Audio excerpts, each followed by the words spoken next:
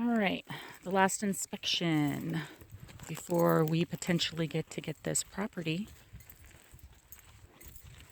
And we were going to walk up the main driveway. You feel the heat difference? Yeah, that's Jeramey. That's me. And I'm Rayna.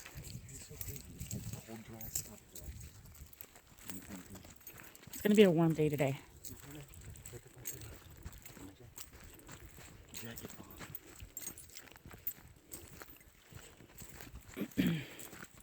So this little structure on the right is the well house, which needs some work. Actually, we could use the plywood that's in place already. Pull it out here for the cement pillar. So here's a divide in the road. That way is going to go to the pad, which I'll show you in a minute. And that way goes to the back entrance and to a road that goes to the lake, which there's no water in the lake right now. Depends on how much rainfall we get and how much snow melt. So this is some of the work that we have ahead of us. We have to clear this whole pad off. But it's a pretty large pad. We've already done measurements for the house and the shop. And I'll probably end up having my little homestead garden over in this corner. The cool thing about this pad is along the edge, kind of like where we're going to put the house, once we trim the trees, we'll have a beautiful view.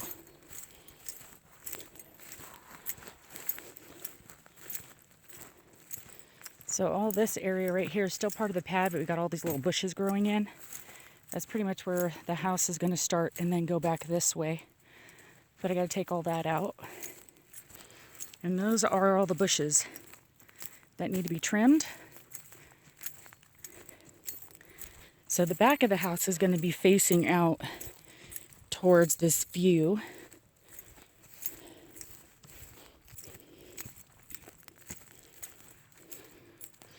And this is the view we'll get from the back of the house. And see, like I said, taking out, trimming those down really far will open up the view more. And there's a creek down there.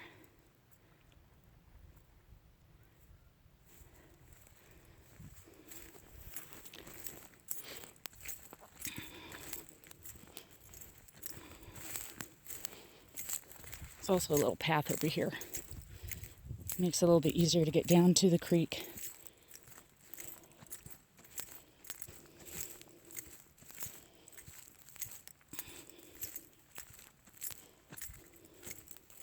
So this is a total of like 13 acres that we're going to be getting. There's a little path that goes down there. There's a lot of water erosion through these rocks. So when you go walk around them, there's a lot of little circle holes that, if fish ever come down, will be pretty awesome. Oh, set my water down.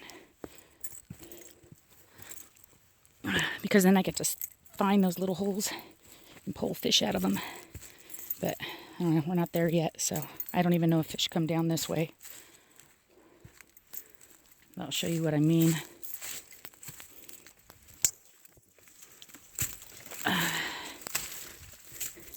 But you can see there's going to be a lot of brush clearing we're going to have to do. So our plan is to build a house on that big pad up there. We're going to piecemeal it with a general contractor that we found in the area. We already bought a 40-foot fifth wheel that we will be living in the meantime while we're waiting. And as soon as the general contractor sets up to pour the foundation, because we're going to have that professionally done, and then we'll start doing other things. Now, we are not professionals by all means. We've never built a house before. My story kind of starts years ago with wanting to have my own cabin in the woods. And then I watched a show on Netflix called How to Be Mortgage Free. And that really put things into motion. So I planned out lots of stuff, researched lots of things to see if it was something for us to do. When we bought our house in the East Bay, we bought at the drop of the market back in the 2000s. And then when the market increased, we sold high, paid off the VA loan, and had a sizable chunk to work with. And that's where we're at now. This is the pathway. Well, it's not really a path, but the way back to the lake.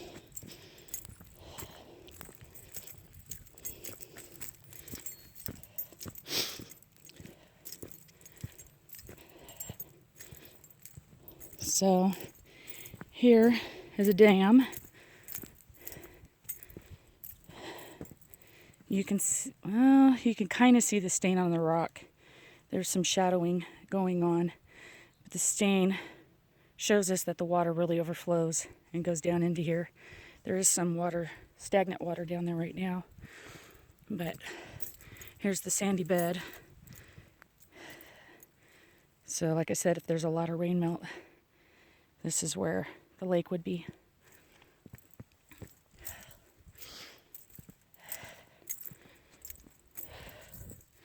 There's a lot of coyote and deer.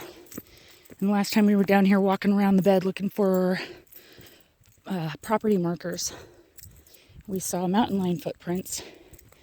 So there's one of them guys up here too somewhere. Have to keep my kids close for a while until we get it all fenced off. This is the back road on the property. This goes all the way to the back entrance.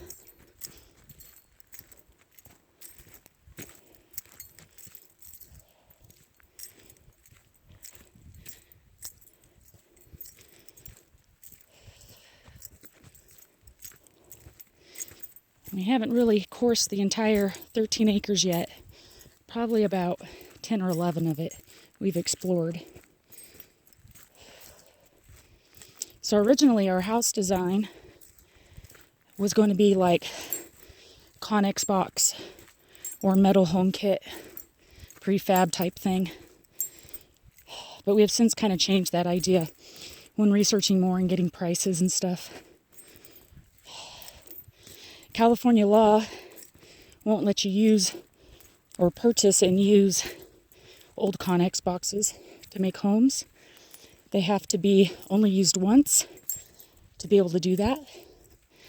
I think the reasoning is what the cargo might have carried over the years.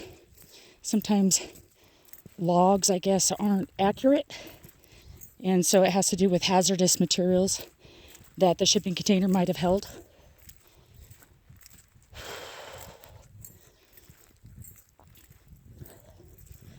So, and then we kind of went against the whole metal frame home kit. There's too many variables with it possibly not being shipped out to county specs, and then extra money that can go into trying to correct that,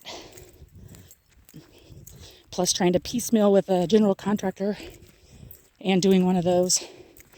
I think they're kind of scared to do it because it's not something that they're used to. But honestly, it ends up being more expensive in the beginning, even though you can benefit in the long run with reduced fire insurance fees and whatnot. Plus, you have a longer lifespan of no pests. It's easier to maintain. Paint usually lasts longer. But we've got another way that we're going to try to do our home. I'll show those later. There's the back entrance. There's a court that we share with, there's a road over here that goes to a few houses in the back. And now we're going to walk back down to the pad area. So we're going to do more of a traditional home, even though this is like a zoned 2 for fire hazards.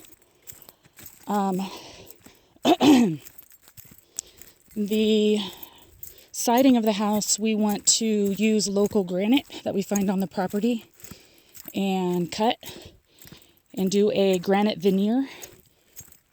And if we do something like that, then that will help reduce the risk of it being taken down by fire. The top siding of the house will be, I think it's called fiber cement. I don't know, I have to check on that.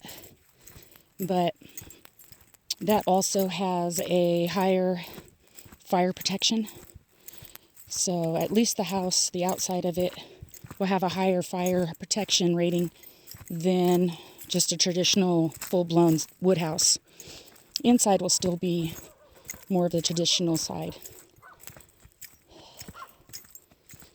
Our home is going to be around 1,600 square foot. It's going to be a 3x2. But it's going to be quite a while before we get to that part. We recently procured an old little PTO tractor as well that we're going to use to, as you can see, there's ruts and erosion going down this road. It has a Brushmaster on it, so we'll be able to take out a lot of these bushes. And then we got to fill in all this erosion because we do want to be able to have access to the back road.